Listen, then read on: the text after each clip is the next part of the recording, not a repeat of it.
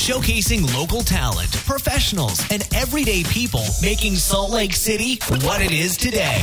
It's time for another episode of the I Am Salt Lake podcast. I want to welcome everybody out today to episode 237 of I Am Salt Lake podcast. My name's Chris Hollifield. I'm here with my co-host, Chrissy Shelley. How you doing, Chrissy? Excellent. I'm out in the beautiful Liberty Park area. Yeah, we're at Liberty Park actually right now. We decided to get out instead of recording in our hot apartment to come on down and get some of the breeze of the day, of the afternoon. And We're at a picnic table in the shade. It was kind of tough to get a picnic table, though, down here. It kind of was. It's a very busy day. Everybody's out here trying to soak in the last few days of summer. Yeah. I mean, I guess there's probably a good month or so left of summer. True, but everyone's going back to school soon. So you got parents with all their kids playing here. Yeah, well, we've been busy, though. We've had a lot going on. We really have. That's actually another reason we're recording here is because our office space still is not ready to podcast out of yet. It's in the middle of being prettified, painted. We decided to paint it. We didn't want to look at god awful white walls, and so Chrissy convinced me to let us paint it. Convinced the owner of the building to let us paint it. So we've been busy painting. So we're kind of in between. We still have our old recording place that we still are recording our interviews at. But we're kind of in between, and so that's why we're recording the intro and the outro of this podcast at Liberty Park today. Which actually is an awesome idea. It really is. We should have done more of this over the summer. Yeah. Hey, today on the podcast, though, E. Clark Marshall joins us. We find out his story, find out how he got interested in pottery and ceramics.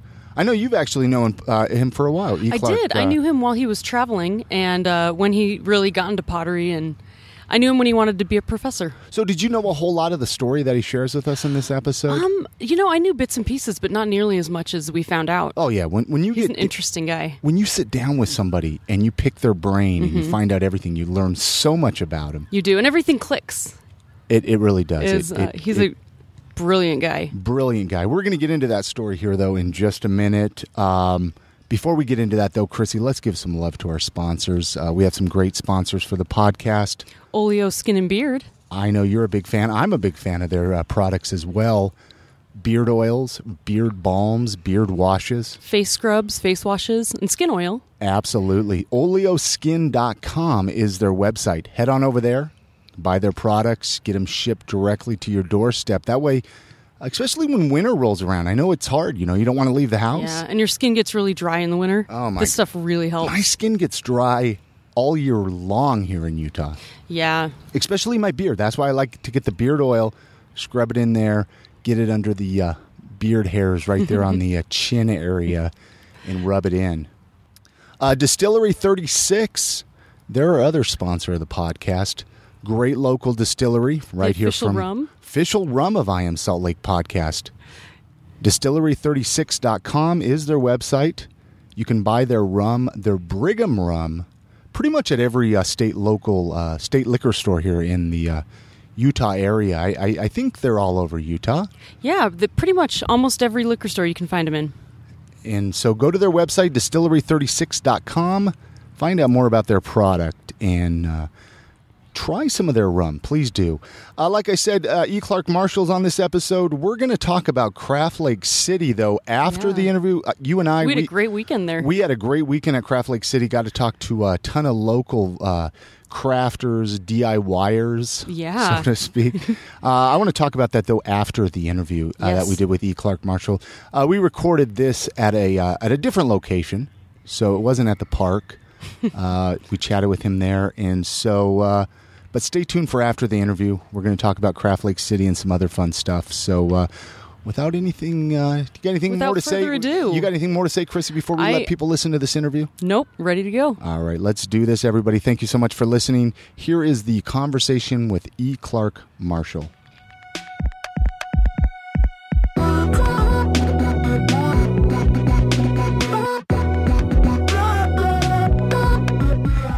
I think we're good. I think we sound good. You got your beverages. Do you ever have people not buy your ceramics because you're an Aquarius? To my knowledge, no.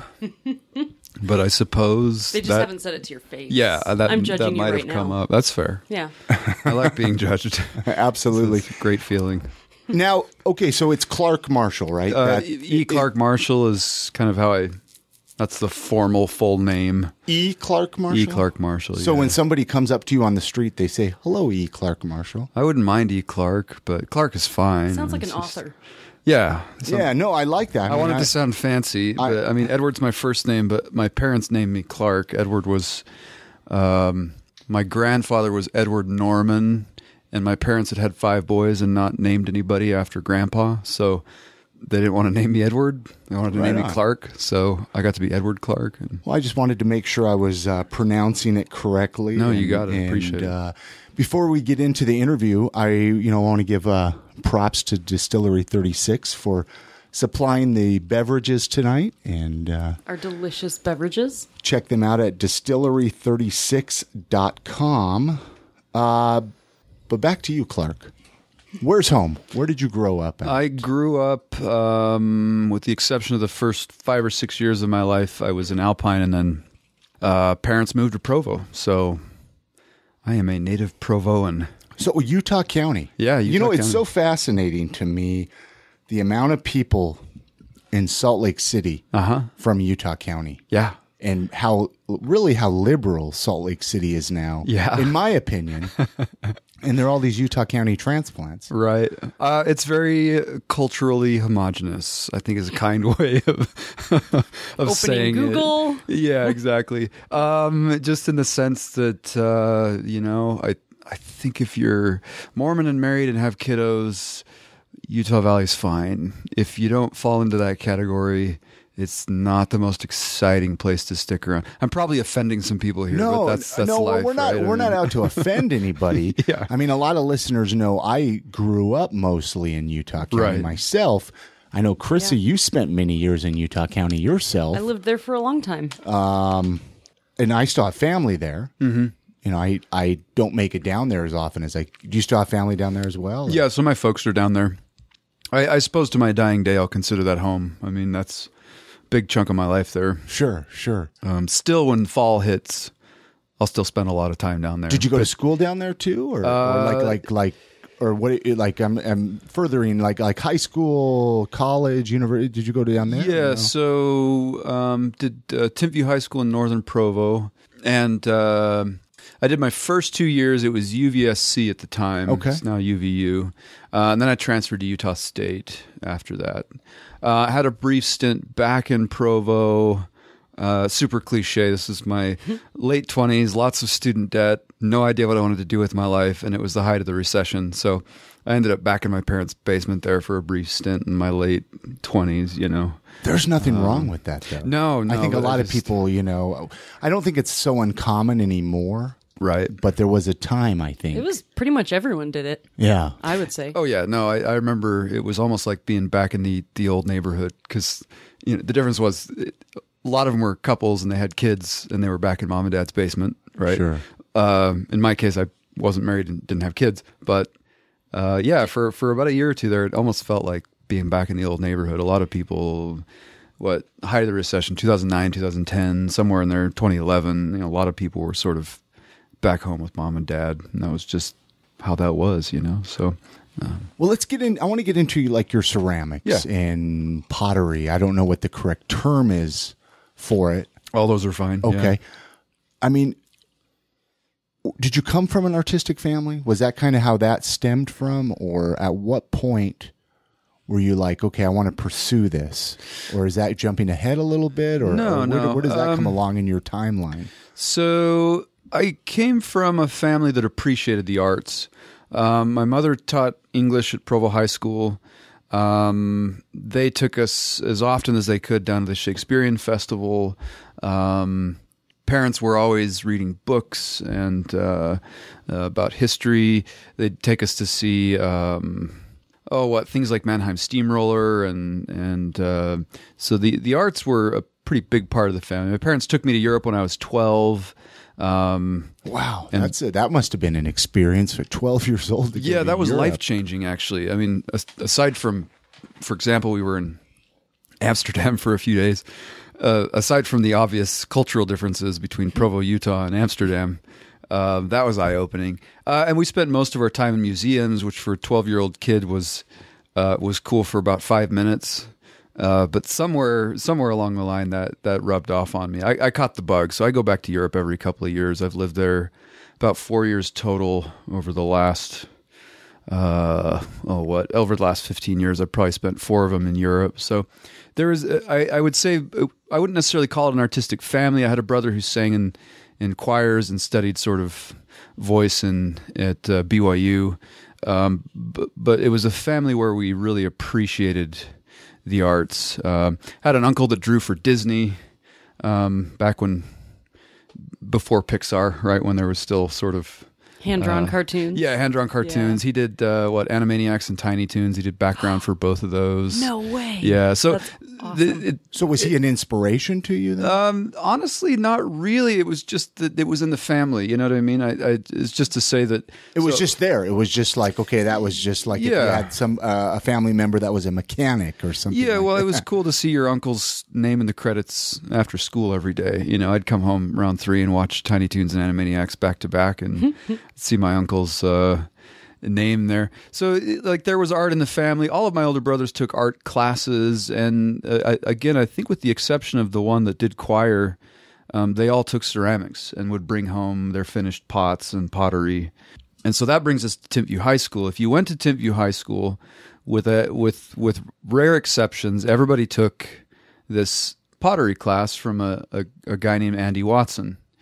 And Andy Watson was this kind of relic of the '60s, this super hippie potter. You know, he had quotes on the board and a word every day on the board, and he'd play Bob Dylan. We'd study like Bob Dylan lyrics, and he had this old record player, and he'd play. So it was almost as much a philosophy class where he was challenging your intellect as it was pottery, but pottery became this huge part of it. So I knew I would enjoy it. Well, backtracking a little bit, I always took art classes in junior high, right? So I always enjoyed doing it, but I had this feeling pottery, ceramics was going to stand out in my future. And let's see, my junior year when I finally took the class, I caught the bug, and I was in that studio. In retrospect, now that I teach high school, in retrospect, he bent over backwards to let me be in that studio when I probably really shouldn't have. You know, they sort of frown on a student just sort of running amok in a classroom when there's teacher isn't there. But which is kind of dumb. That's like smashing creativity. It is, but we live in a world where liability is our number one concern, right? We're and unfortunately, I look at it that way now. I teach at the largest high school in the state. You know, I have 250 kids. In your classroom, you teach 250 kids. It's going to be about 40 kids a class. Good grief! I was going to say 250 kids in a classroom. So it's 6 classes. What is 40 going kids on? A class, so I'm rounding up a little bit. Okay. But if I were to let them sort of stay in there all the time, aside from the studio probably being a disaster, oh man, you know, it's always going to be the one day that I sneak out early and let them stay that somebody slips and falls on something, and you know what I mean. So this teacher back at Timpview, yeah, are you still in contact with this teacher today? I mean, yeah, are they impressed like with what you've done with your life a little bit? It's been we've had some cool. So the LDS Church does an international show every 3 years, and this has probably been 5 years ago. He and I got into the same show, and it's actually really competitive. They take about 1,200 entries worldwide, and they'll only display just under 300 pieces. So he and I both got into the same show, so that's been cool. We've stayed in touch. He moved back home to Montana. Whenever he's in town, he tries to hit me up. I don't make it to Great Falls, Montana very often. As a matter of fact, that's so weird. I've never been, always go there on with you. vacation. Yeah, exactly. It's a hotbed for fun farming and so forth, I think still.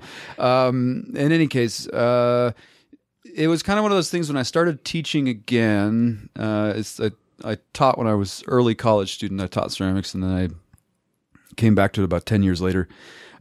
He actually came by my classroom about it was this year, but this is my 4th year back teaching.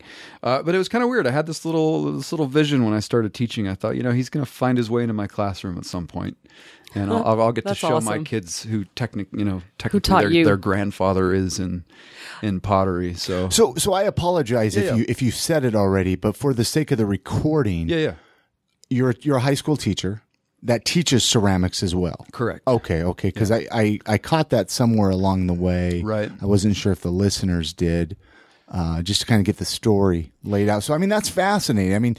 Not only do you teach it, but then now you sell it. Yeah. Having mentors growing up was huge for me. And so to be able to turn around and return that has been huge for me. It's actually a huge source of energy most days. I bet. Have you found a student that you see the passion that you had at that age? Yeah, about every 3 years. Well, let's back up a bit. When I got back from, I call it my religious internship. I went to Rome for 2 years and came back. And when I was a freshman and sophomore in college, Provo High School needed a ceramics teacher. They didn't have money to hire a full-time teacher. And so they opened up the offer to non-degree bearing ceramic artists. And so as a 21, 22-year-old, I got to be Mr. Marshall. I got to teach ceramics at Provo High. So that's where the journey started. I did that for a couple of years. And then went to college, went overseas to Europe for graduate school, came back, and I thought I wanted to be a professor. And I do still teach part-time at Utah State. I teach art history up there. Wow. And that's fine with me on a part-time basis. I've even there's been some offers on the table in the past to do the college thing full-time. But somewhere along the line, teaching high school students and teaching ceramics to high school students just stuck out in my mind as something I wanted to continue to pursue. So I'm back to teaching high school about 4 years ago. So yeah, I sell a great deal of work, which I suppose is rare for a high school teacher to have, a relatively successful business. Sorry, I wanted you to say it, not me. Right, but for a high school teacher to have a relatively successful business as an artist is rare, unfortunately. But you probably invest so much extra time. You're taking time to teach these students and do all that, and then you have to use your spare time to run this business, which is amazing. And you've actually gotten dishware in a ton of local restaurants. Correct. Yeah. So, why should you mention that? Which restaurants? Let's go down the list. Let's brag a a bit, man. Yeah. Okay. It's interesting because whenever people ask me, I always leave somebody out. So, and if you do, no hard feelings. Right. No hard feelings. Bearing in mind, I might leave somebody out. I started with Forage. That was the first venture into that field. From there, it went to Provisions restaurant, Naked Fish, Tupelo in Park City, which is a fairly new restaurant on Main Street. HSL, I've done a set for them, which is Handel's Salt Lake location. Stone Ground, which is the second floor sort of Italian restaurant that overlooks the Salt Lake Library downtown. They've got some great cuisine going on there as well. I've got one in Seattle, or it's one of the islands sort of out in the... Is it Whidbey Island? Or it's actually called Friday Island. Okay. I know there's a handful of... I have some relatives up there on Whidbey Island. Yeah, and I might actually go up that direction here in a few weeks. I decided I'm going to give myself a 1 week summer break. One whole week? One whole week off. Nice job. Yeah. And so I'll probably drive up Washington, Portland area and see a few of those restaurants. And so do you approach these restaurants then? I've learned through hard experience that isn't my energy. I thrive with people approaching me. And so the most I've really done to get my name out there, in the case of Forage, I actually was more concerned. I wanted to be a server at Forage. And so I ate there several times, and I bugged them long enough that when they had an opening, they interviewed me, and I got it. The thing was, I was back to teaching at that point. And when you're eating, or rather when you're serving at a restaurant like Forage, and they're changing 2 or 3 plates a night, they insist that their serving team be there every night of the week. And so I got the job midsummer, and even with my midsummer schedule, which was fairly open at the time, I still just realized that 40 hours a week teaching and 40 hours a week as a server was just going to mean I had zero time to be a human being and, sleep and stuff. So, but when I was at Forage, I noticed he had a handful of handmade plates, which I thought were kind of lacking in the quality area. So fair enough. So I pulled him aside on my way out, and it was an amicable thing. It was just an honest evaluation of my time schedule versus theirs. So I pulled him aside on my way out and said, look, I noticed you got a handful of plates that have been made by hand. Lifelong dream. I've always loved food. I've always loved pottery. What do you say? I put together some kind of portfolio, and we'll talk in a few months. And he said, okay. So from then on, it's really, Forage was the restaurant where if you were a foodie or a restaurateur or a chef and you wanted to treat yourself to a meal, that was a place to go. That was a place to go. Absolutely. So all of those, so it essentially became kind of free advertising, So people would come in there, they see these, plates and whatnot, and then they're like, I got to buy some of these myself. Yeah, and this is Bowman's admission, the head chef, former head chef. It really became a really important part of the experience there the last 2 or 3 years the restaurant was open. So they handed out a lot of cards on my behalf, people really curious about the dinnerware and this, that, and the other. So that's when I had done farmers market in previous years as a studio artist. I was sort of waiting tables and doing studio art. And then when I started teaching, I just didn't have time. I didn't want to spend my summers, working, which is ironic because that's kind of where I'm at. Well, especially your Saturdays, right? We're talking the downtown farmers market. Yeah, here, exactly. So it's giving up every Saturday. Well, and now this year, let's add, Park City, the Sunday market. And so you've got, so when school starts, I will quite literally be working 7 days a week. Oh, wow. So why we're on that subject of farmers markets, for people listening right now. So so you're at the downtown farmers market every Saturday? Yeah, every Saturday. And are you going to be doing this through October? Yep, through the end of October. And then Park City every Sunday. And that goes through, I think, September 17th or 18th. Okay. Well, that way people, they can come check your stuff out. Yeah, absolutely. I mean, I'm in the same spot, both markets every week. So right across, I'm on 4th West, right across from Big D Construction. On the west side of the same road. Same spot every week. Yeah. And then right by Atticus Coffee at the Park City Sunday Market every week. And people can come see the stuff in person. And I actually have a sign in my booth that says, please touch. Because it's tangible art. Have you had to call HR? No. for inappropriate touching. Yeah, I know, right? I've had a few parents bark at their kids, and that's fun to watch. Were people afraid to touch before you put the sign up? I mean, literally, you must have thought, well, there's a reason to put this up there. Yeah, so sort of bouncing all over the place here, but it's part of what the joys of a podcast. Yeah, exactly. We can just kind of be... Part of what I was... I noticed Bowman at Forage liked earthy colors, and that's the whole point of what he did at that restaurant was... even if it's January, there's still things outside that can be brought out of the earth and foraged and used in food. There's still flavors there that nature's giving us. So I knew that he wanted kind of an earthy palette. And previously I'd done a style of print work, which is like silk screening on pottery. And I used ancient text as kind of a design element. But glazing those sort of did him a disservice. So I was always doing raw porcelain. And then when I got to Bowman, I thought, well, why don't I just do raw clay? Because that's going to be a fairly repeatable, earthy color, earth tones, right? Just the raw clay. No glazes, no fancy reds or shiny blues or anything like that you normally see at markets. So that's kind of the style that got developed. But what was cool about them is honestly, raw clay right out of the kiln is really rough and not something you would want to hold in your hand necessarily, and certainly not put your lips to or scrape with a fork to get food off of or whatever. So I with each color of clay, I surface them differently. So there is quite literally a different texture to each color that I have. And so it's not that people were afraid to touch, but just that I wanted people, or I rather want people to experience that aspect of my work, which is it's meant to be tangible. Like I call tactile. it it's tangible art. There was Salt Lake Magazine did an article about me last year, and one of the first couple of lines was, you wouldn't run your tongue along your custom cabinetry at home.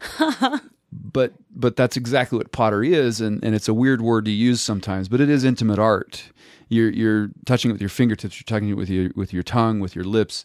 You're interacting with it in a way that you just don't with other forms of artwork. And so, touching is huge. And people sort of chuckle at it and say, oh, please touch. Or rather, you'll see kids touching and parents will come by and bark at them and say, what does the sign say? And, please touch. And say, oh, okay. Well, still, don't break anything. Has anybody broken anything? No. I mean, I'm sure. Come on. For real? Honestly, Nobody's broken anything? No, not in my booth. Really? I give them the stink eye and they know. I was just wondering, like, if that little 3-year-old boy comes along and breaks like a whole set.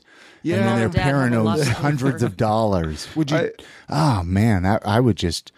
I've certainly daydreamed about how to handle such a situation, but it's never happened, knock on wood. But usually parents with kids that are prone to break things or keep an eye on them gratefully. At least that's been my experience so far. So, what about any stores? I mean, does anybody sell it? Like, can people buy it during the week, or they have to come to you at the farmer's market? It's like I said, that's sort of my energy is people coming to me. It's always worked out better for me. So the most I'll do as far as getting myself out there is signing up for a market. I've tried the single weekend arts festivals, and I think if pottery is inexpensive, it can be an impulse buy. But where I've even this year alone, I just sort of sat down and said, I think pottery as a craft is undervalued. So I went ahead and just doubled all my prices this year, and the reception's actually been, at least the people that understand the process understand that, it's worth what I'm charging. So just to say that single weekend festivals, it's not really an impulse buy. Even people with the money to afford an entire dinnerware set of handmade dinnerware maybe still need a minute to think, okay, if I'm going to make this purchase, what color is going to fit best with my cabinetry, or which cabinet are they going in? I got a dinnerware set I'm doing for a client, and they have this marvelous old Victorian house that they've restored, and the cabinets were too short for the large size of plate that I typically carry. So, they had to think about it for a day and measure their cabinets and say, okay, we can't buy the large one. Can you make a smaller one to substitute for this, etc.? So, generally I try to do markets where I'm there every week. Stores, I don't think Salt Lake is there yet. I mean, there's probably 1 or 2 places where they teach pottery classes that have some kind of showroom where you can buy handmade pottery during the week, and maybe a handful of little shops here and there that might carry handmade pottery. But I hate internet sales. It's just not my thing. I can't feel like I'm working when I'm in front of a computer. I have to either be completely relaxing and watching Netflix, then I'll be in front of a computer like my laptop, or I have to be making pots. So I have an apprentice that loosely keeps up some semblance of a shop on Amazon. Actually has a handmade tab now. So you're on Amazon. I am, but if I'm being brutally honest, it's like super not set up yet. I mean, there's a few things on there, but the real selection is to be had at the moment. Do you have a website so people can see photos at least? Yeah, absolutely. I mean, I'm thinking of even listeners outside of Utah that I have. Of course. I would, obviously even towards the end we'll mention all your contact, but we talk about farmers market, we talk about these restaurants so people can come see it, they can buy it on the weekend. I mean, are those the only options, I guess, to check your work? Well, usually what I tell people is contact me directly. Sure. What's updated the most because of ease of doing it is going to be my Instagram page, which is just CM Ceramics. CMCeramicArt.com is the web page, but even then, I can barely check my email on most computers, and so that's why I say Instagram's the one that's set up. So if somebody were to scroll through the Instagram and see a handful of things they were curious about, they could reach out. They could reach out to me and tag me and say, "Hey, do you have any of these in stock?" And if they're not, it's truthfully not a huge turnaround time.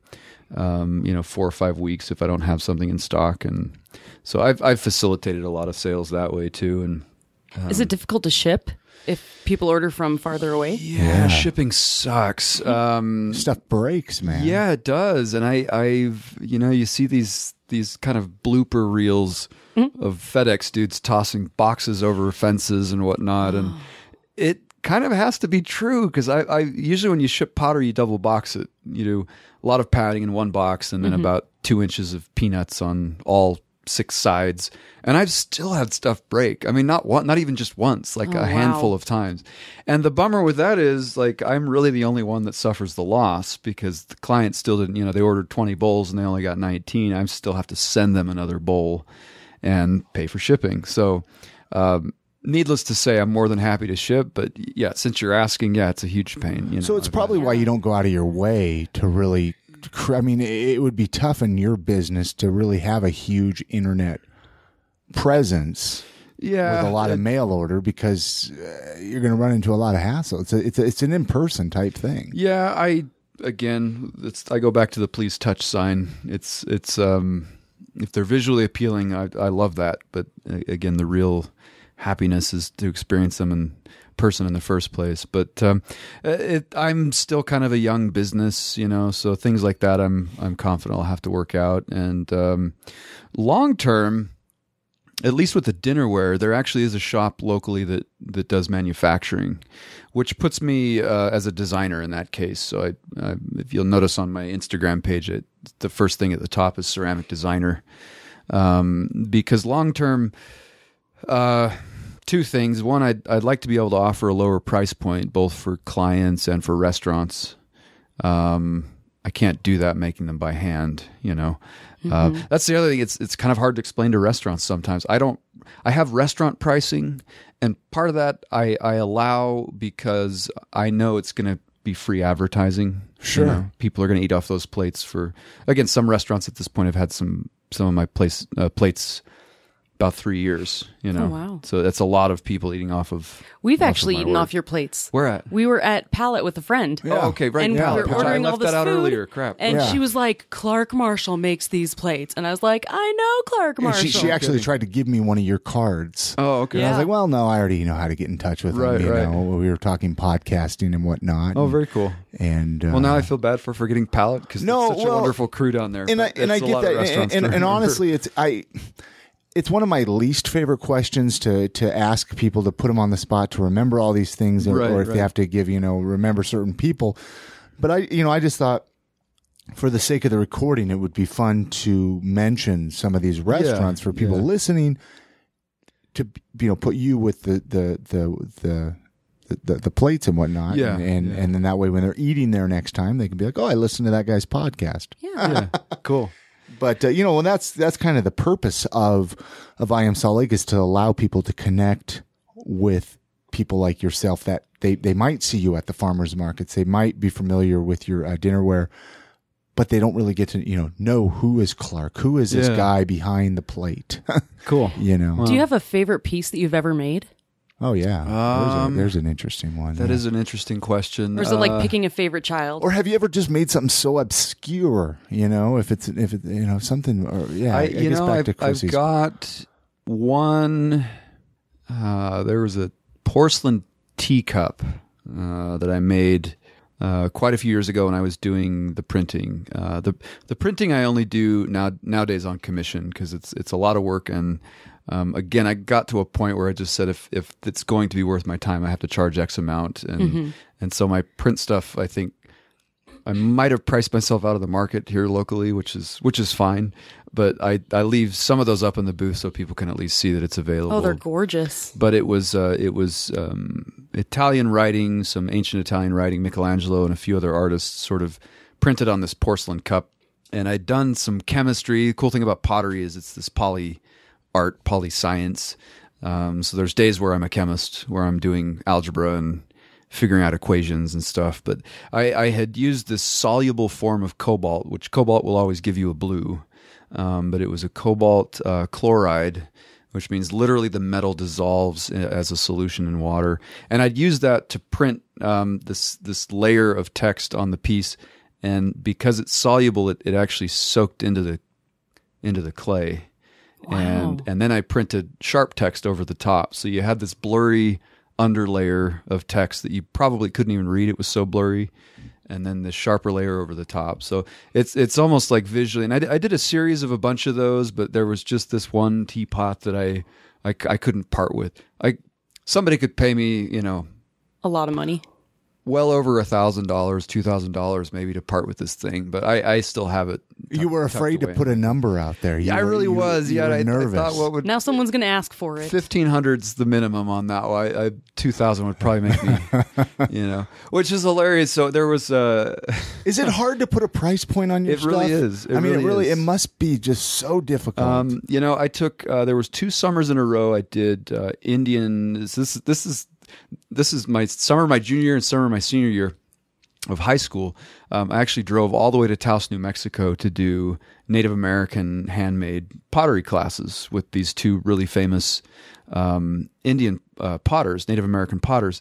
My parents took me the first summer. I went by myself the second. But in this video of their work, is they said they always get a little emotional when they have to part with a piece because it's like selling a baby, and that sounds it's like you're putting a part of you into it. Yeah. And I at the time in high school, I was sort of happy to have sold something. I don't know, there was a few pieces I held on to, and then 5 years down the road, you're like, wow, this is crap, and you just end up throwing it away anyways. But I'm sort of past that. If I save something now, it really is valuable, and somebody likes it enough to pay a certain amount for it, it's going to a good home, I guess is the way that I would look at it. So, but yeah, value. So I talked about it earlier, but I don't think a lot of people realize pottery is probably the most expensive handcraft on the planet, wheel thrown pottery. And let me qualify that just a little bit. Glass blowing. I think if somebody was hand blowing or hand making glass dinnerware sets, $1,000 a set, I don't think anybody would flinch. Glass is viewed as this, maybe it's because it's more delicate, maybe it's viewed as more challenging. But as far as cost, you're going to spend a lot more on a good ceramic studio, I think. Yeah. You're going to have a couple of different kilns. You're going to have kiln shelves. You don't need kiln shelves if you're doing glass, unless you're doing slumping. I'm talking glass blowing. So I don't know. Maybe it ties for glass blowing. But again, nobody would go to a farmer's market or an arts festival and question the price of glassware. Right. Handmade glassware. I just don't see it. Nobody would. I think of even your wine glasses, your really nice high-end wine glasses that are handmade. Nobody looks at $100, $200 wine glass made by a special so-and-so. I can't think of any names, but nobody really questions that. But with pottery, I think we've just been conditioned. You can go to Walmart and grab. Yeah, we've just been conditioned that you've got that option. You've got the $1 option, or even IKEA makes pretty decent dinnerware, and it's not more than a couple of bucks a plate. We saw a video though that you put out of you making. I think it was a large bowl. Mm-hmm. And I was like, holy crap, that's a workout. Yeah, like, no, it totally is a ton. I mean, I don't think people realize how much work you actually put into it. Yeah, and especially the larger pieces. Again, I hate to say it, but you're thinking like Pier 1 Imports or a handful of stores like that. Even a large vase that's maybe 20, 25 inches tall, nice round piece that you would put in the middle of a coffee table or mantelpiece or whatever. They're kind of pressed by machine in China by the millions. Yep. And even at something like Pier 1, you might swing 100, 200. But again, and with you, they're getting something that's unique and custom. Yeah. So it's getting the, I hate to use this word, consumer. We'll say collector is probably a better word. It's getting the collector to understand what it is that they're getting. I've sold pieces like that for over $1,000. But he was a ceramic collector. So the value to him, he understood the value, and but again, anything in my booth priced over a certain amount sort of gets a lot of eyebrow raises. Part of that could be Utah, not to knock it, but there's forms of art and subjects of art that fetch a higher value here in the state, and I'm okay with that. That's life. But have you ever had anybody actually say anything to you like, these prices are ridiculous or something? Yeah. Really? Yeah, pretty off. I mean, I wouldn't say they're rude about it, but I've had a few people just, sort of. See, and I would just think, keep something like that to yourself. Yeah. I mean, whatever. Decency. I don't think you can put yourself out there, particularly as an artist, without understanding some people are going to disagree. Tough. But you're right. It's putting value on it is really tricky. But I as I started to tiptoe into my own studio this year, just looking at basic costs for a good ceramic studio is 10 or 15 grand. Pretty easy to get up and running, and to make 10 or 15 grand in profit beyond that, even for somebody like me, where I have pretty consistent clientele asking for more, it'd still take quite a while to, sort of. And a lot of people don't understand that. They don't understand that you actually have overhead. Yeah. Oh, and tons. that you need to keep taking care of yourself also to make these things. Yeah. I still have pretty nasty student loans from my time in Europe. Oh, so, yeah, it's a delicate balancing act. No, people come into the booth and say that a fair amount. If they're kind about it, I'm happy to entertain a conversation, and it's essentially along the lines of where we just Have you had people haggle you, like? So it sort of depends on. Yes, I'm just giving people ideas so when they visit you. Yeah, right. It sort of depends. It depends on the audience. Maybe I shouldn't say this on the podcast. If it's at the farmer's market in Salt Lake, I'm not averse to a little, hey, can you come down a little bit on this one or that one? Because I am asking towards the high end of what I like. If it's up in Park City, I'm always a little hesitant to haggle. If you're decorating your fifth house, which is that's maybe why but that's probably why they can afford their fifth house. And again, I'm sensitive to that too. A guy came through the booth a few weeks back in Park City, and you could just tell he was used to buying stuff for his wife, and he said, "What about this one?" She said, "Yeah, I want that." And he said, "What about this one?" She said, "Well," he said, "Okay, well," and then he immediately started haggling, but I could sort of tell that was his industry, that was his business, was sort of working that out. But again, like I said, if you're, and that is the case with a lot of people up in Deer Valley, Park City area, that's usually not necessarily their full-time place of residence. They've got a house in La Quinta, they've got a house in Houston or whatever, and they're just furnishing vacation homes. Yeah, and if they're just furnishing vacation homes, I sort of figure I don't know that much haggling needs to take place there. I mean, as is, there's what they call your fine china, the stuff you put on the registry. I've seen place settings out there from some of the higher end companies. Again, I don't know exactly what that means in industrial ceramics, but there's higher end companies that will charge $500 a place setting, and none of them are handmade.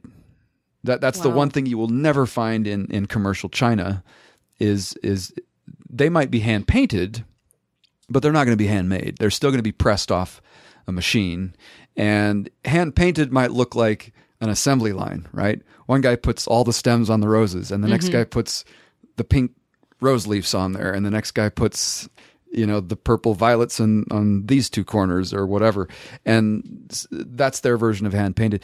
And again, so somewhere out there, there's a handful of capitalists making a lot of money on industrial, Chinaware. But I don't think the upper end, which is the porcelain, which I sell, is $350 a place setting, which includes a salad plate, dinner plate, bread plate, and a bowl. For being handmade, I still find that, again, compared to what's out there, fairly reasonable. So I'm not averse to haggling. I don't necessarily like to, but it happens. And do you feel that being in Utah holds you back in that department at all? Do you feel that like maybe you could be much more successful living outside of Utah? I've toyed with that one a lot. Part of it is saturation, right? A lot of people recommend, for example, Portland, but I'm aware that there's entire neighborhoods in Portland that are potters. There's like these famous streets in Portland or Seattle where it's all pottery, right? Like all the neighbors, like the whole it's like this tiny little community of potters. And that's not to say the ones that are sort of intermingled and sort of spritz throughout the city or so I don't know. I've thought about that. I've thought, for what I do, wouldn't Manhattan be perfect, where you have some of the top-rated restaurants in the world? Chicago, similarly. I think I'm probably more interested in breaking into those markets through connections, because I think you would just disappear. Like you wouldn't, like I think in Salt Lake, I use this and say, you stick out a little bit. Thank you. It's easier to remember people like yourself or, anybody in the creative scene versus a big city like Manhattan or Chicago or Miami, whatever, LA. It's the big fish, little pond, small fish, big pond kind of thing. Sure. And so I would, again, when those opportunities come up, via Instagram, I've had a few chefs contact me from New York and oddly Montreal. I've had like 3 restaurants from Montreal contact me. So I think it's more of a tiptoeing thing, but I think my base of operations is probably going to be here for the foreseeable future. But no, I've considered it, but again, there's also the leap. Do I really want to make the leap to full time? Mm-hmm. I think I'm to where I could. Would you like to be full time doing it? I kind of don't. I have this weird, I call it lifestyle ADD. Like I can put in an 80-hour week. It just can't be at the same job. So that's why I say I teach at Utah State. I teach at the high school. I have this. I actually have a patent on a glazing apparatus for potters, a pottery tool. I've put some time and money and effort into marketing that and getting that started. Do you feel like when you do one or the other, it re-energizes you to move on to the next project? Sometimes it does, yeah. So that's how Chrissy is. That's how I am. I have the same problem. Yeah. The artist. It's totally ADD. I say, Chrissy, just focus on one thing. You know what I mean? But like, I could probably learn something from the both of you with that type of mentality and that style of working. If you focus on one thing, you get bored. Yeah, even days in the studio. I'll have, I'll be motivated to be on the wheel throwing, and then I'll throw, and it's weird. I'll just get antsy, and I think, now I got to load a kiln, and then I'll load a kiln, and I think, now I got to wedge some more clay, or I got to mix some clay as I'm trying, these kind of special projects or whatnot, and so even in the studio, sometimes I feel like I'm running around with my head cut off because I've got 5 different things to do, and I just kind of. Yeah, so maybe I could take what I'm saying is maybe I could take a chapter from your book too and say, maybe sometimes it is just a little bit of discipline might help me get a little bit more done. But even when I'm in the same spot working, it's a little easier for me to. Do you work by yourself, or do you have people working with you? I've got a handful of apprentices. Bless their hearts, none of them are particularly reliable enough to have around all the time. I get in a pinch is when I start calling all. I've got like 4 or 5 that I can sort of. I was just wondering if it gets lonely. You know what I mean? Like by yourself. It sort of depends. Something Mike Myers said about himself that I've always sided with. He says, I'm a situation-specific extrovert. In other words, when I'm in the mood for being alone, I just want to be left the hell alone, sort of a thing. So there's days where I really don't want people down there in the studio. But there's days, maybe for the sake of moral support, it's nice to have somebody around. And it also depends on what I'm working on. If it's work for money, and I love what I do. I love what I do for the restaurants, and I love that I'm in the industry, and I've found a way to make my way in an industry that I love that isn't, either serving or cooking, right? I love that. And would I just for the heck of it sit down and make 40 bowls? Probably not. Like, I'd want to do more unique pieces. As a matter of fact, I'm trying to sort of network with designers nowadays because I'd like to do larger sort of custom pieces for interior spaces and things like that. So when it's things like that, or I've applied for a gallery show this year at Art Access, I don't know if I'm getting in or not, but if I do, they're going to be these very stone-like, almost altarpiece looking sort of, and it's still meant to be food, something to be eaten off of. So if I'm working on those and it's like, you know what I mean? Like I'm truly in the element, that's when I can be alone for 12 hours at a time. And I'll even forget to go to the bathroom and eat, for 10, 12 hours at a time. But when it's work, no, it's actually nice to have a handful of people around just to create some synergy and whatnot. Kind of keep you motivated. Yeah. Yeah. Well, what motivates you when you don't want to create? Like, do you have anything that motivates you? Money. Well, fair enough. But, yeah. And just to say that outside of what I love, money's not a motivator, right? I got talked into doing summer sales one summer. And I thought, okay, if I really dive in and do it, I can get my student loans paid off in one summer. I lasted about 2 hours. I drove all the way to Georgia. I knocked doors. I shadowed 2 different dudes 2 different mornings. And then in the afternoon, when it was my time to just kind of go do my thing, I think I knocked doors for 1 hour one day and about a half hour the next day. And then I sat on a park bench and waited for my day to finish, before. And then I packed my car and drove back home. What was it? This was for something besides? This was for door-to-door sales. Okay, so completely this is my different example job. of how little money motivates me, right? Yeah. I'm saying within my field, within what I love, there's some days where, the paycheck gets me to the studio. Sure. Mm-hmm. And I think that I really do think that's okay, right? I mean, that's totally okay. I mean, you're just not a salesman. No, I'm not. And that's fine. No, and I, again, I waited tables I really enjoyed, but again that's the same energy. It's people coming to me. Right. I'm not knocking doors trying to sell an entree. You're doing things you love and providing for yourself doing that instead of like hassling people to give you money. Yeah.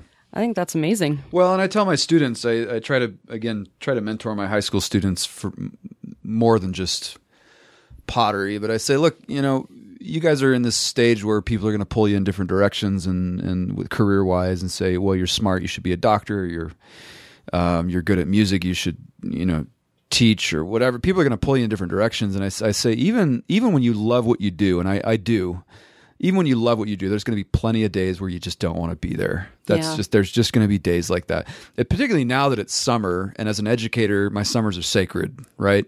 I have this 2.5 month break.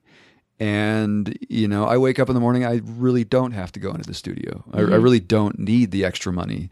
But the idea of being debt free and having my loans paid off and this, that, and the other, there's a few things. So it is a motivator, but that's within the guise of I'm passionate and loving what I do in the first place. So hopefully the high school kids figure that out, because it's funny. You guys go to cocktail parties. I mean, I go and I say, what do you do for work? Or, do you and I actually try to, without being a jerk, I always ask that question, do you like what you do? Yeah. I think it's like 9 out of 10. Most people don't. Really. 9 out of 10, the answer is like, it's sort of this thing where they put their hand on their kidney and sort of squint and they're like, it's okay. They got some kind of like you just gave them a hernia by asking. Something. Yeah, like you just gave them a little sore back or something by saying, do you love what you do? And it's not very much, and it's sad, I think it's very rare for adults. Yeah, you grow up and you think I have to do what people tell me now. Yeah, 9 out of 10 is the stat that this is Clark's personal research, and I tell the kids that I say it's kind of sad. I mean, you do need a paycheck, and I think the game's a little different when you have mouths to feed. I still don't, so it's a little easier for me. If I decided this was my last year teaching, I could feasibly go back to waiting tables and provide for myself just as well. I don't. So I realize there's factors that influence that, I guess, in order to maybe be a little sensitive about it, but. So what are some of your other hobbies and interests, besides making, pottery and art, I guess? I mean, what else occupies your time? I'm actually trained film actor, so I have a working reel in film. I don't get out to audition as much as I'd like, but I have over the years developed some relationships with guys that I know are really going to go far in the industry, and so I've kept in touch with them to where when they have jobs come up, I make myself available. Sure. So honestly, until recently, school was a hobby. I have 2 master's degrees. What are they in? If you don't know? The first one was in Renaissance art history. So my undergrad was in technically art with an emphasis in, say, pottery and art history. I did my graduate work over in Florence through Syracuse University. That was in Renaissance art history, and I still teach that up at Utah State. And then the second one was sort of an afterthought. I never really wanted 2 master's degrees, but I needed to certify to teach. And in the state of Utah, if you do that after the fact, there's at least through Utah State, there's a program where you can get a master's, and it really ended up being like 9 hours more at the graduate level just to get a master's as it would have been to certify to teach. So it almost seemed like silly to say no to that. Now the district I'm in won't pay me for it, which is it's one of those fun things that, do we really value our educators? Anyway, they fought tooth and nail to make sure I don't get paid for a second master's. But I do have a second master's, and it makes me feel smart to say that out loud. So there's that. School was... You enjoyed learning, which, there's nothing wrong with that. I do, yeah. Well, it's actually impressive. I avoided school. Oh, good for you, though. Yeah, you know. Well, having been through 2 master's degrees, when I meet somebody in their mid-20s that's maybe done 1 semester of community college, I just give them a high five and say...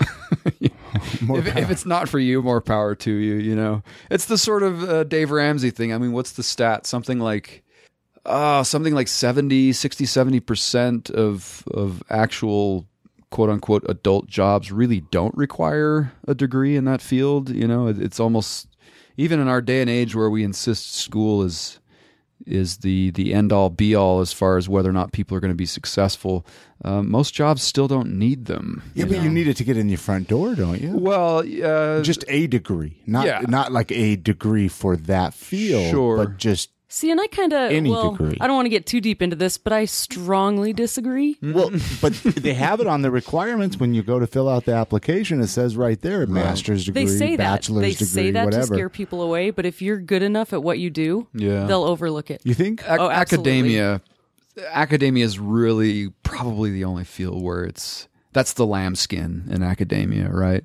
Sure. Again, I've built a good relationship with Utah State, and because I was an alumnus and that I went overseas for school, they were willing to fudge some things to let me teach full-time. Now, would I have been able to get tenure had I stayed up at Utah State full-time all those years back?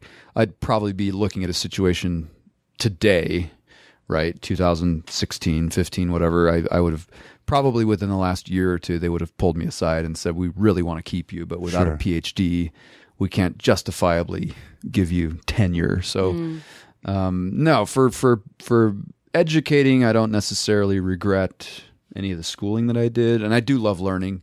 But you know, Mark Twain said, "I never let education interfere with my school, or never let schooling interfere with my education." In other words, that you get to a point in your life where you have the tools to learn what you need to learn, and so I'm a great researcher now. You know, when I need to look something up, it's handy, and halfway decent writer, so all those things. Some good came of it.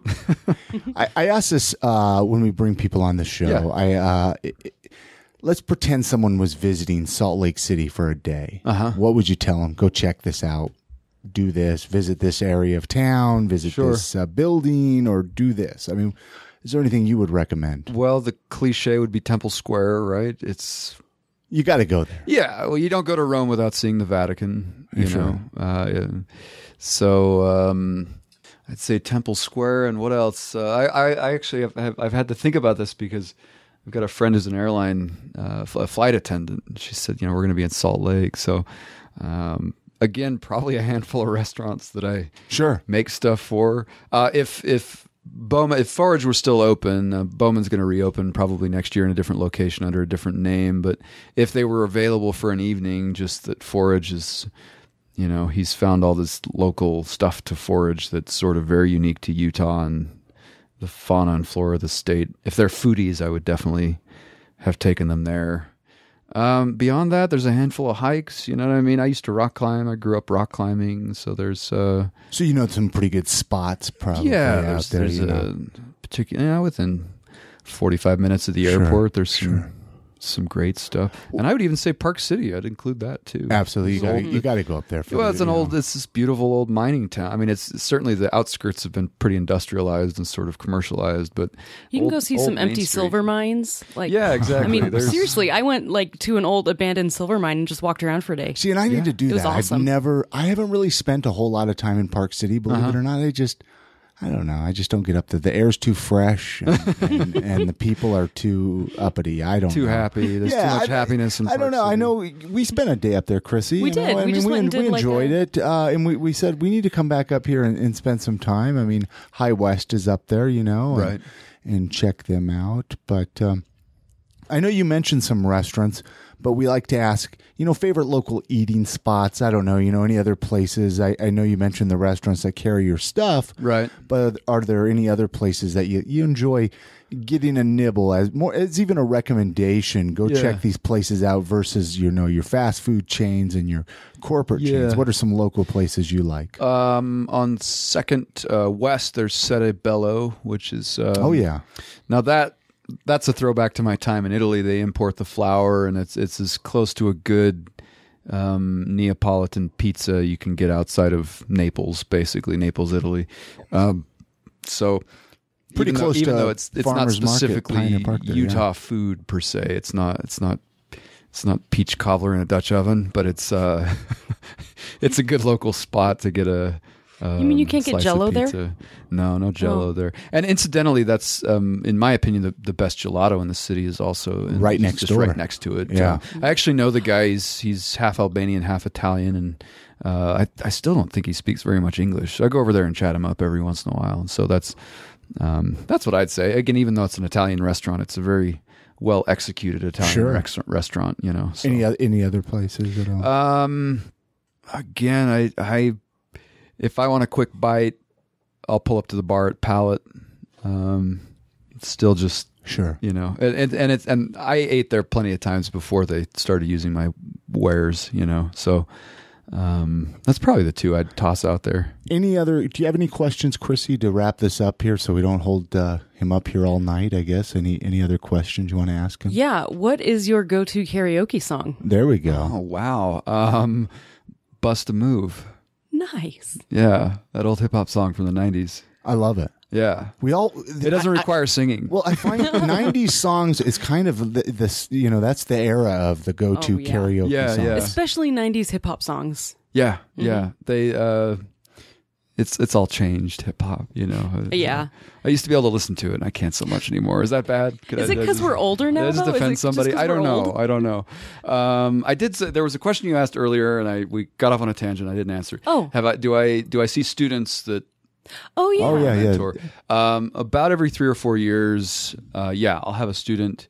You really see something in? Yeah, and then again, my teachers sort of turned a blind eye and let me work out of the studio. I kind of can't get away with that now. I mean, there's literally cameras in every single hall in the high school. They have an alarm system. I mean, they've just gotten nuts. We're just not allowed to have fun anymore. We're really not. No playing outside by yourself or your parents will get charged with child neglect and same deal. So I always feel awful kicking my kids out of the studio when I leave, and they're always like, "Are you going to stay today? Because I really have to work on X, Y, and Z." And I'll say yes. And then 3 o'clock rolls around and my energy's drained. And it's like, no, I need to go home. Yeah. And then, you know what I mean? So, but yeah, I do. I have this kind of funky thing. I did marching band in high school. I was a drummer, did drumline. Yeah. And I noticed even when I was a sophomore in high school and I started participating in the marching band, I noticed that the band director at Timpview High School had the band wired in such a way that he almost never taught. It was the weirdest thing ever. It was this well-oiled machine.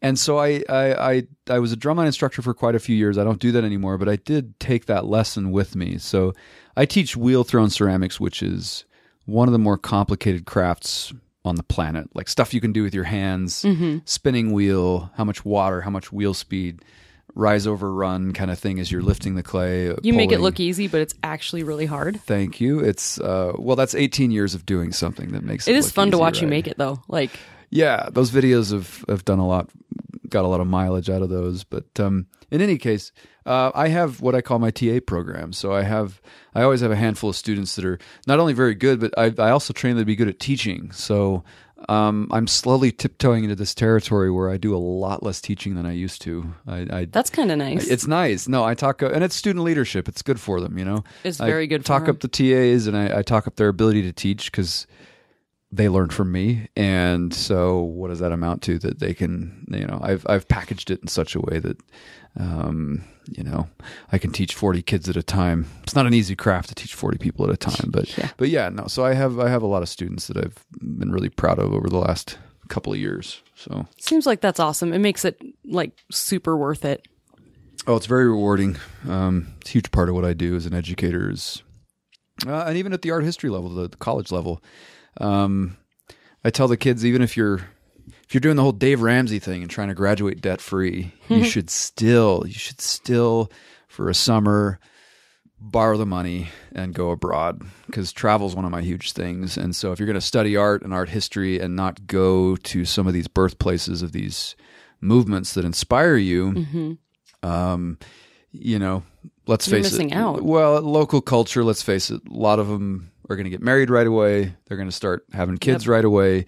It's not going to be in your budget to travel. So even at the collegiate level, I've mentored a lot of kids, and they'll get a hold of me 2 or 3 years later and say, hey, you know what? I'm about to graduate. I just decided I'm going to extend one semester, borrow some money. I'm going to Europe. What do you suggest? So that's very rewarding. It's like I said, I consider myself as much of an educator as an artist, and so both fields are pretty rewarding for me. Absolutely. Let's run down the list. So people can find you Saturdays. Sure. Pioneer Park, downtown Farmers Market. Correct. That's 8 a.m. to 2 p.m. Correct. That goes through end of October-ish. Yeah, it's the third week in October usually. And then Park Silly. That's all day, right? That's it is. That's a 8 to 5 or 10 to 5. 10 to 5, okay. Yeah. And that's like Main Street or something up in Park City. It's Lower Main Street. Lower Main Street. Lower half of Main Street. And that goes until September, I think you said, right? Yeah, September 18th, 17th, somewhere in there. With the exception of 2 Sundays. This is the Sunday they do the Tour to Utah and the Kimball Arts Festival. So the first 2 Sundays in August, Park Silly does not run those days. And then they could check you out on Instagram. Correct. What CM Ceramics. I have a Facebook CM Ceramics as well. Okay. CMceramicart.com is the domain for the webpage. Right? And we'll put those up with the show notes with this podcast as well at IamSaltLake.com. Great. That way people that are out jogging right now or, or driving in their car, right? They don't have a pencil to write that down, but head on over there, connect with you. I mean, you got a great story. I've had a lot of fun. I'm sure, Chrissy. It's been very educational. Sitting down here and chatting. I mean, the people that we've had the opportunity to meet through this podcast has been really cool. That is cool. I mean, there's been so many fascinating people that we've discovered here in Salt Lake City that a lot of people wouldn't have really the opportunity to get to know. Yeah. And so it's slowly becoming a very cool town. Yeah. Well, it is. It really is, though. I didn't think I'd ever stay. So when I came back from Europe, I had this thing that I was going to get a PhD and be a professor on the East Coast somewhere. And, having seen and lived on the East Coast, I just sort of... That's kind of weird. Utah kind of sucked me back in. And when Utah's a place where you can really create yourself. Yeah. So when I finally got back to Salt Lake and the market started going well, and Salt Lake's been kind to me, I can say that much. It would take a very shiny pearl of an opportunity to take me somewhere else. I don't know that I could just close up shop and take a leap of faith somewhere else when things are this good here. Sure, man. So and yeah, absolutely. And and I think people like yourself that recognize that, it's great what you're doing for the city. So, well, in a lot of ways, it's developing. Like I said, culinary arts. Growing up, doing custom dinnerware for a restaurant, that was just a pipe dream because I was positive. I mean, my family, we liked food growing up too. We'd drive to Vegas or California to get a good meal. Yeah. Or Europe, in the sense that was part of our travel. Yeah. Wolfgang Puck finally got a restaurant in Vegas, and so we'd always go down to Wolfgang Puck's restaurant called Spago. And just because, I don't want to name names, but they're really previous to, say Pago and Forage. They both opened 7-8 years ago. Previous to those two restaurants, there wasn't really a whole lot to choose from as far as like cutting edge culinary type stuff. And now there's any it's one really of, grown. Yeah, I was going to say now there's any one of 7 or 8 restaurants I would wholeheartedly recommend to somebody passing through town. And so I think in a lot of, and the distilleries and our breweries, once they finally got some of the liquor laws changed, and now it's even on the map for what I know there was like this I saw it on GQ magazine or something. It was floating around Facebook for a while, but it was like the perfect beer tour of the United States, and it actually had Salt Lake on there because of Epic and some of the other breweries. And then so like I said, it's kind of a really exciting time to be here. I have some friends that live here. They're architects, and they grew up in Seattle, and they're a little bit older than me. And they said, Salt Lake now is reminding me of Seattle when I was a kid. I think Seattle was just starting to become this cooler sort of city, culinary wise and architecture wise, and this, that, and the other. And they said, it's kind of got that same feel. And I've met a lot of artists who have moved from Seattle or San Francisco to be able to work because they can afford to live here and they can do what they want without having to like not have time to create because they can't afford the place they live. They just have to go get a job. Yeah. So it's becoming like a real hub. Yeah, cost of living. Well, the cost of living is going to just start going up, though. Of course it is. I mean, I've already seen it downtown. I know. Right? Cost of living down there is starting to get crazy. I live in Marmalade, which is roughly downtown, but it's Marmalade's still like Marmalade and parts of Rose Park still have some fixing up to do. So I'm still in one of these kind of fixer uppers. So I'll take it though. I'm really low rent, and probably 5-minute walk from downtown. So I'll enjoy it while it lasts. I imagine the property I'm in, I'll get bought for property, not the building, and then they'll build something fancier here before too long. But yeah, we'll see. I don't know. Oddly, out by West Jordan, where I teach at Copper Hills High School, property is insane out there now. I pay double in rent. West Jordan. Yeah, because on the other side of Bacchus Highway out there, you've got your Dan and yogurt factories, and you've got a lot of industry out there. So living closer to work, because there's a lot of work in that side of the valley now. Rent's actually a little bit cheaper downtown in some cases than it is in some of these booming outskirts. And why anybody would want to live out there, it boggles my mind. You know what I mean? I did it for a year. I loved being 5 minutes from where I worked, but not a whole lot to do when you're a single guy. Yeah, as an educator, it was weird going, you'd get the munchies at 1 a.m. and you'd go to a gas station and run into 5 high school students. And that just never felt like much of a private life to me, Yeah. And then I think I double checked that the apartments I was living in were not in my school boundaries. And that's good advice for teachers, young teachers. Yeah, exactly. No, it's super smart. But even then, there was I didn't notice till the day I moved out. I was literally my last carload to get to my new apartment, and I saw a student pass me the other way and park his car and go into his house. And he'd got one of those exemptions because he'd started at the high school, and so it was. You just can't get away from it. I tried it for a year. You know what I mean? I loved being 5 minutes from work for a year, but oddly, it's pretty expensive in that side of the valley too. So I don't know. Foreseeable future, I'm pretty stoked to live where I'm at. So awesome. Well, we'll end it there. Thank you so much, Clark. Right. Thank you. You have a great night. Yeah. All right. Many thanks goes out to E. Clark Marshall for joining us on this episode of the podcast.